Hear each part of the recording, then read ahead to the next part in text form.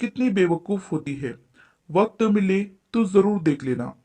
वह सुबह उठी और प्रार्थना करके रसोई में आ गई।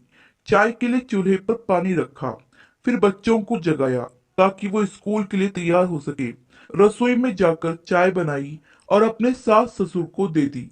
फिर उसने अपने बच्चों के लिए नाश्ता बनाना शुरू किया। बच्चे जब तैयार हुए तो उन्होंने नाश्ता किया और उसने बच्चों का लंच बनाया। इसी बीच बच्चों की वैन आ गई। बच्चों को स्कूल भेजकर टेबल से बर्तन समेटे। इसी बीच पति ऑफिस के लिए तैयार होने गए तो उनकी जरूरी चीजें निकाल कर दे दी। जल्दी से किचन में आई और पति के लिए नाश्ता बनाने लगी।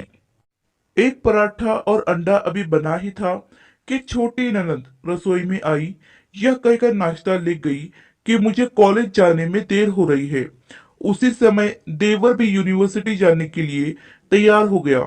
जल्दी से पति और देवर के लिए नाश्ता बनाया और मेज पर रख दिया। 9 बजे पति ऑफिस गया तो उसने आकर टेबल से बर्तन उठाकर सास और ससुर के लिए नाश्ता बनाया।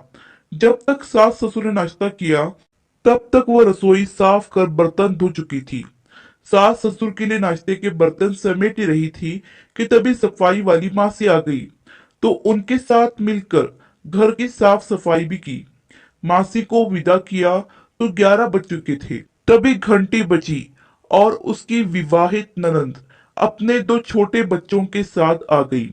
मेहमानों के लिए जल्दी जल्दी चाय और उसके साथ कुछ नाश्ता बनाया।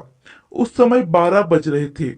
वह जल्दी से रसोई में खाना बनाने गई तो सास की आवाज आई, आज अपने ननंद के लिए कुछ अच्छा बनाना। उसने ननंद के लिए स्वादिष्ट खाना बनाया और जल्दी जल्दी रोटी बनाने लगी क्योंकि 1 बजे थे और उसके बच्चे आने वाले थे। बच्चे जब स्कूल से आए तो उन्होंने मुंह हाथ धोए, कपड़े बदले और उसने उन्हें खाना खिलाया। तभी कॉलेज से छोटी ननंद भी आ गई और देवर भी वापस आ गया। उसने सबके लिए जल्दी जल्दी रोटी बनाई और सबको परोस कर खिलाया। जब सब खाकर उठे तो 3 बज चुके थे और उसे अचानक भूख लगी। उसने मेज पर हॉट पॉट में देखा और एक भी रोटी नहीं बची थी। वह सब बर्तन समेटकर रसोई में जा ही रही थी कि उतने में उसका पति घर में दाखिल हुआ।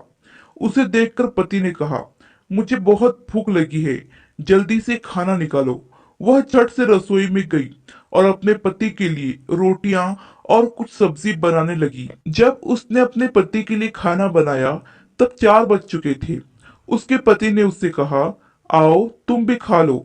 उसने आश्चर्य से पति की ओर देखा क्योंकि उसने सुबह से कुछ नहीं खाया था। वह पति के साथ खाना खाने बैठ गई।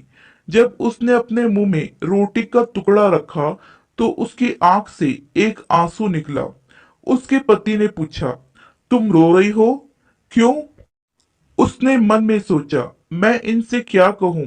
ये क्या जानते हैं कि ससुराल में इतनी मेहनत के बाद मुझे यह रोटी मिलती है जिसे लोग मुफ्त की रोटी कहते हैं। उसने अपने पति को उत्तर दिया, कुछ नहीं। उसके पति ने कहा, स्त्री कितनी बेवकूफ होती है, किसी कारण के बिना ही रोने लगती है। कहानी पसंद आए तो लाइक, सब्सक्राइब और शेयर करना ना भूलें।